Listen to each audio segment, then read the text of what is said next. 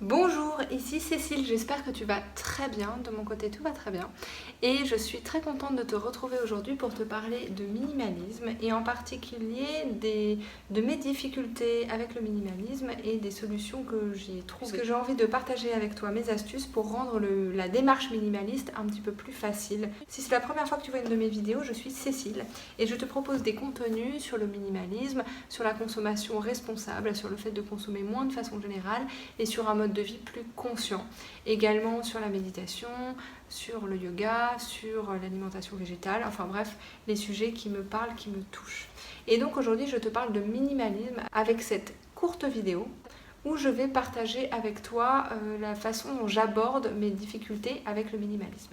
Alors comme j'en ai parlé plusieurs fois, et je te remettrai d'ailleurs sans doute des liens de vidéos dans la description de celle-ci, moi, je n'étais pas du tout minimaliste à la base. Hein. J'ai grandi en étant plutôt, je ne sais pas comment dire, maximaliste, en tout cas assez bordélique. Et donc pour moi, le minimalisme, c'est une démarche de développement personnel. C'est quelque chose qui me fait grandir, qui me rend plus heureuse au quotidien, mais qui me demande aussi des efforts.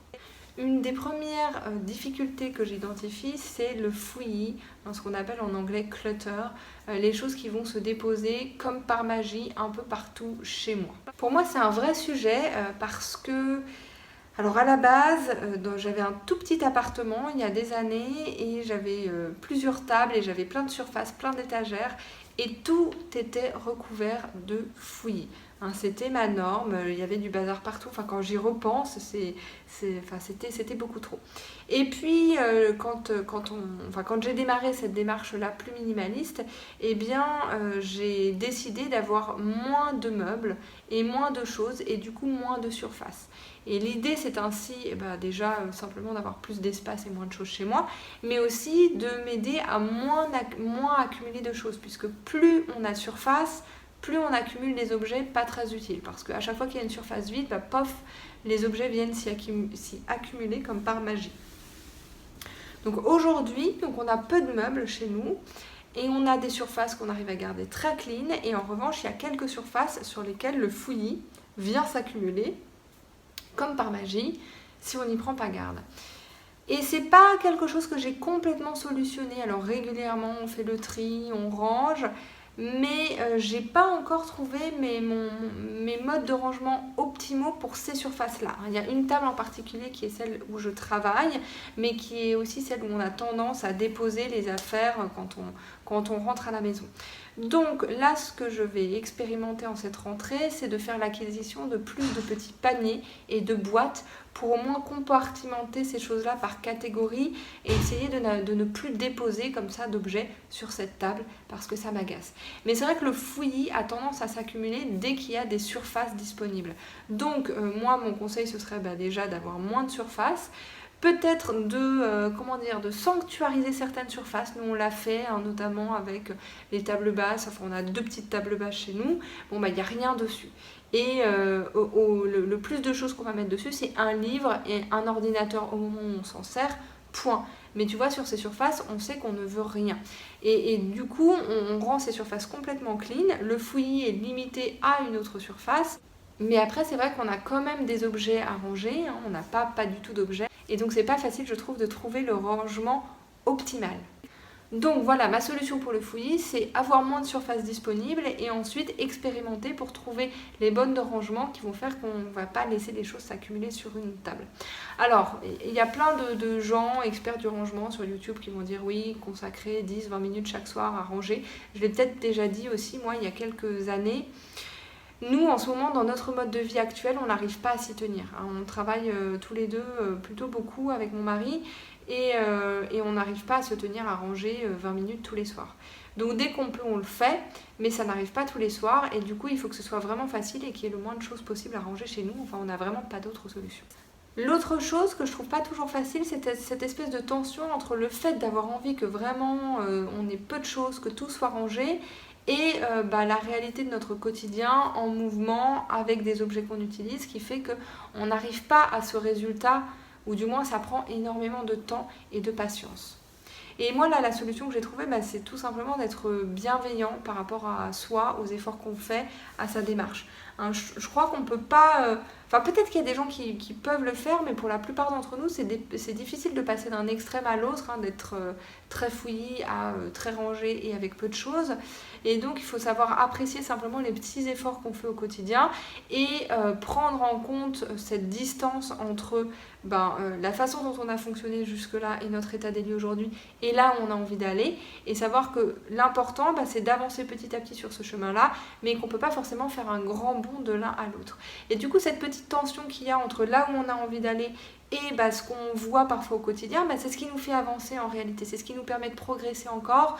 Et du coup, je pense qu'il ne faut pas le prendre comme quelque chose de négatif, mais vraiment comme quelque chose qui va mettre le grain de sel, qui va nous pousser, voilà, qui va nous motiver. Autre difficulté, les achats et acquisitions irréfléchis d'objets. Alors, je dis achat et acquisition parce que parfois, il s'agit de choses qu'on nous donne aussi. Et c'est pareil, hein, c'est quand même des objets qui se retrouvent chez nous.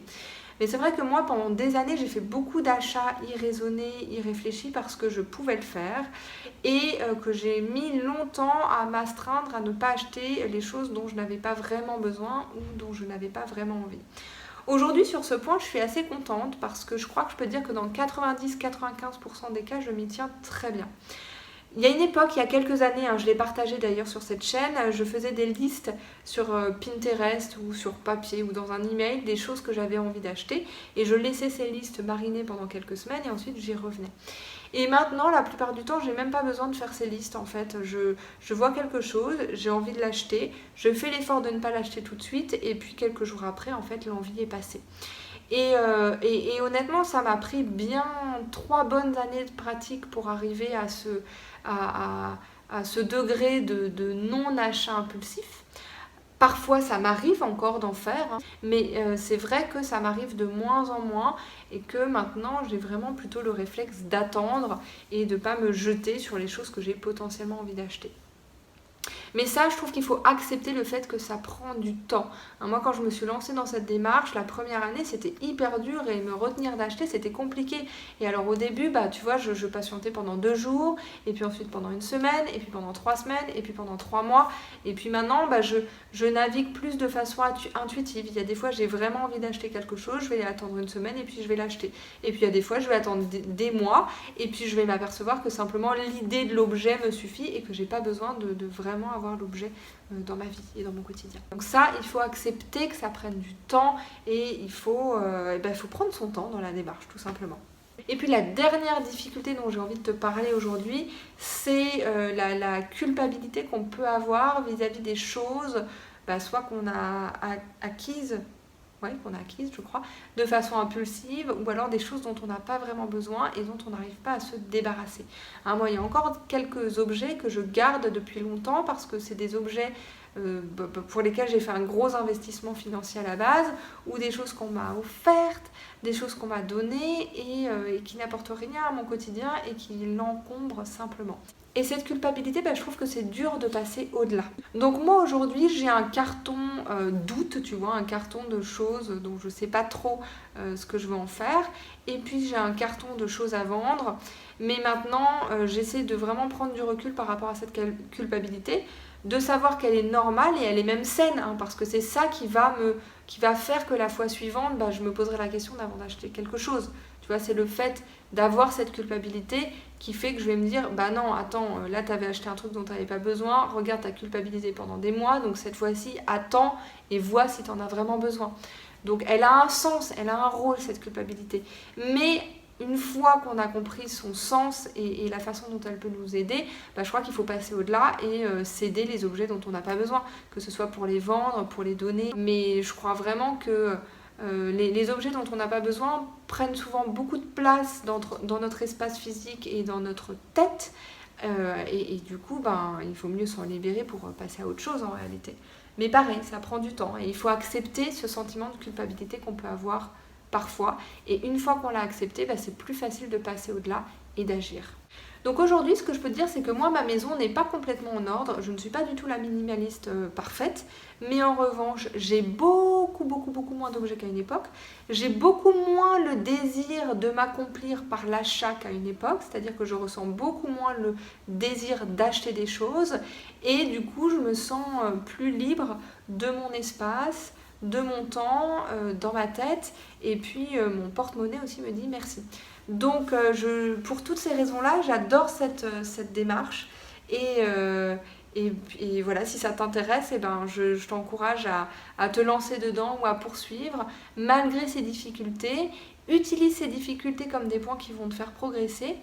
Et voilà ce que j'ai envie de te dire aujourd'hui. Donc pour ma part, je te remercie infiniment d'avoir partagé ce moment avec moi. N'hésite pas à liker la vidéo, n'hésite pas à la commenter, n'hésite pas à la partager aussi. Et puis évidemment, tu peux t'abonner en cliquant sur le bouton d'un côté ou de l'autre, là en dessous de la vidéo. Tu peux aussi activer les notifications si ça te dit. Et de mon côté, je te souhaite une très très belle journée. Prends grand soin de toi, prends soin des autres autour de toi. Et moi, je te dis à très vite et je t'embrasse.